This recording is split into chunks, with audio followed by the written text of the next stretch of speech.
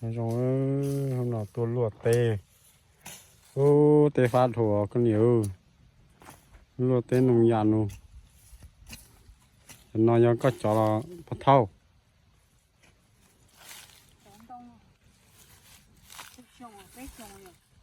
Nó xong ha, cái xong. Rồi phá hù chỉ muốn nhà nhớ cho rồi. Chả tôi luộc này nhớ. Phải nhảy thôi nhớ. Ha. Một số ha. Nếu muốn nhà cái xã thì rồi cái ó sển cho rồi chả luôn cho tôi luôn hay chế trên gì cây xe hay giờ hay dù chúng muốn nhà chế xã tôi và tôi rồi nhảy thôi có thể cú là thôi nông nhà nữa giờ nông nhà nó pha nữa thôi rồi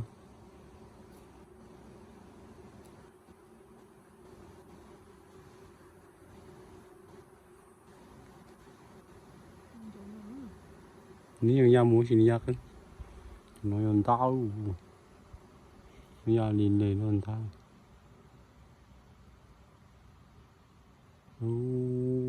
rồi đây xuân đã chỉ rồi chúng tao hồ vào phao đâu ta cái này sòn cho mi nữa ha này xuân đã rồi nó to pha thổ cái này tên nông nhà nè rồi cho chị pha thì cho pha rồi